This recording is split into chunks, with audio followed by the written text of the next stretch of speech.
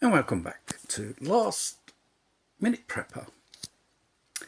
There's an old English saying, charity begins at home.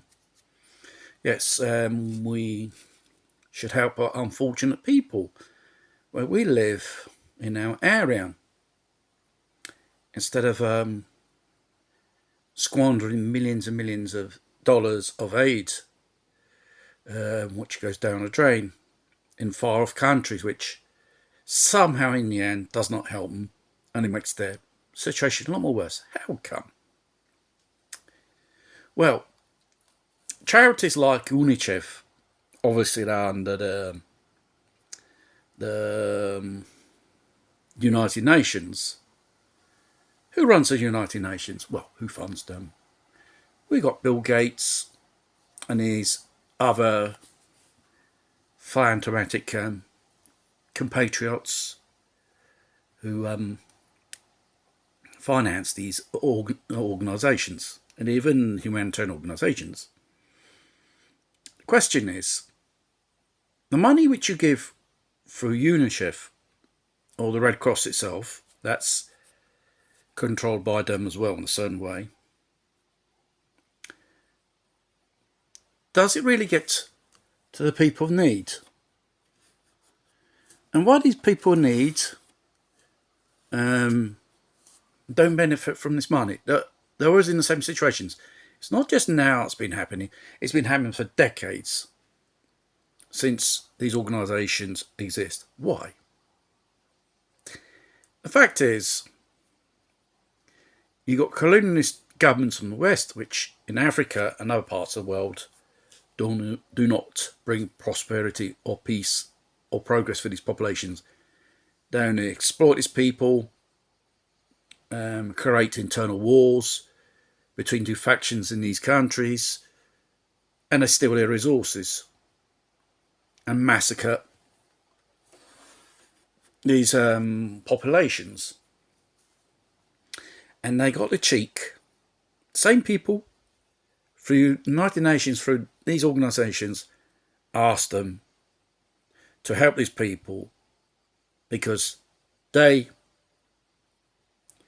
went in these people's countries, nicked their resources, killed these people, caused hunger amongst the population, and kept these people and always in the limbo of poverty, and never had programs which to make these populations more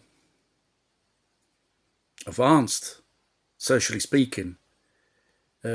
Projects which helps them stand on their two knees, help them to run their country without the interference of these Western governments, which they only were old ex-colonies. And you know how it work, colonies. And these people from West Europe, especially when I went into these African countries, they never brought anything positive to these populations. Well, they're beginning to wake up now, Africa. Niger. Now, they told the French, you can sling your hook. We don't want you anymore. And even the Americans are present there as well. And the Americans are present in many parts of the world, which causes only destruction and famine to the local population. Now they're beginning to realise these populations had enough of the West and say, we draw the line here. You can sod off. And jolly well good they doing so. They gain control of their country, governed by themselves. Why do you think so much immigrants come from Africa to here? It's due to that. It's wars, poverty. Because the West caused it, and the West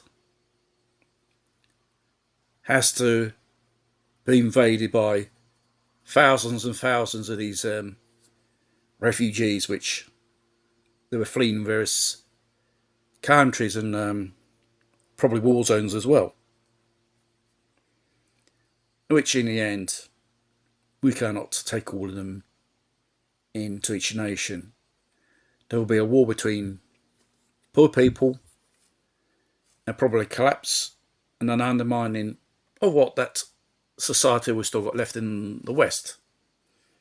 That is a social time bomb.